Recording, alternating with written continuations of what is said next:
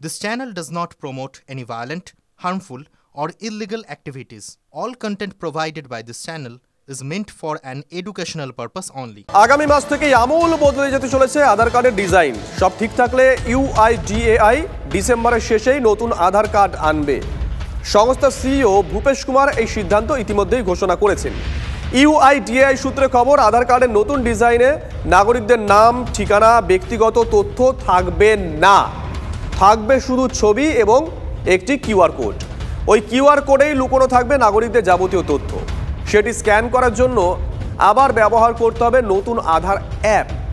বর্তমানে যে আধার অ্যাপ আছে সেটির বদলে নতুন ওই আধার অ্যাপ আনা হবে। ওই অ্যাপে QR কোডটি স্ক্যান করলে তবেই নাগরিকদের তথ্য মিলবে। UIDAI বলছে আধার কার্ডের মাধ্যমে অনলাইন ভেরিফিকেশন বা তথ্য চুরি রুখতে এই সিদ্ধান্ত নেওয়া হয়েছে।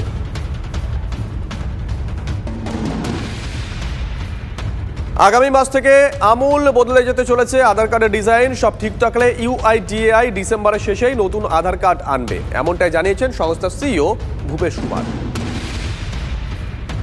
কোচবিহারের দিনহাটা, সেখানে বিক্ষোভ দেখান মহিলারা।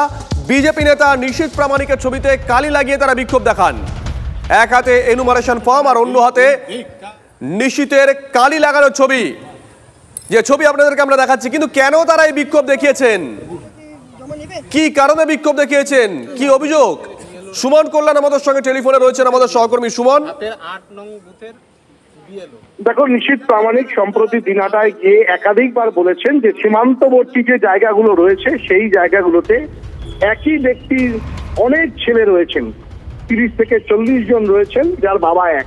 ফলে এটাই কিন্তু মূলত অভিযোগ। কিন্তু তার যে বক্তব্য ছিল সেই বক্তব্য ছিল একেবারেই সংখ্যালঘুদের দিকে, যে বাংলাদেশ থেকে অনুপ্রবেশ ঘটিয়ে তাদের এখানকার বাবার নাম দিয়ে তারা কিন্তু ভোটার কার্ড, আধার কার্ড থেকে শুরু করে যাবতীয় দস্তাবেজ বানিয়েছেন।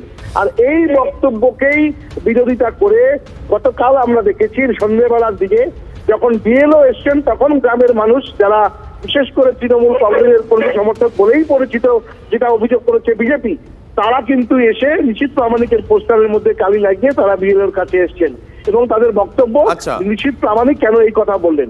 ফলে দুজনের বক্তব্য কিন্তু দুরকম হলেও মূলত নিশীথ প্রামাণিকের বক্তব্যকে হাতিয়ার করেছে তৃণমূল এবং যার জেরে গতকাল কিন্তু এই কাজটা করেছে। এই মুখে কালি লাগিয়ে এই পোস্টার নিয়ে কিন্তু তারা BLOর কাছে গেছেন। ধন্যবাদ। প্রামাণিক বলছে দিনহাটার মানুষের নাকি 30টা করে বাচ্চা, এটা নাকি মিনি পাকিস্তান, ওই জন্য দিনহাটার লোক ওনাকে নিশীথ প্রামাণিককে ধিক্কার জানাচ্ছে।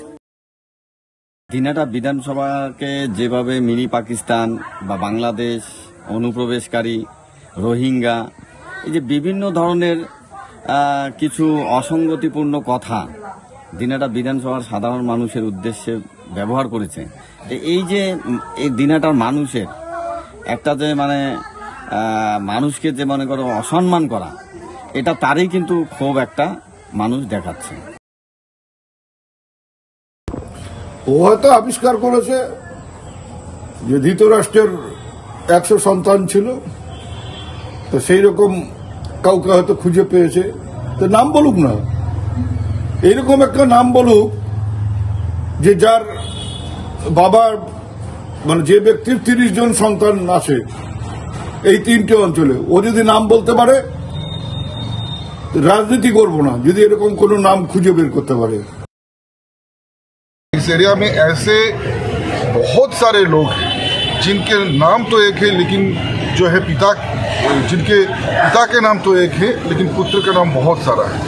एक व्यक्ति का 30-40 बेटा हो सकता है क्या? ये तो सरासर नाम हो ही नहीं सकता है। और कहीं पर जाके अपने बांग्लादेश से कोई आता है, यहाँ पर आके यहाँ की लड़की को शादी करते हैं और अपनी ससुर को पिता बना के नाम जो है वोटर ID कार्ड में लिखा। ये जो सभी चीज़ है, ये सभी एक के बाद एक सामने आ रहे हैं।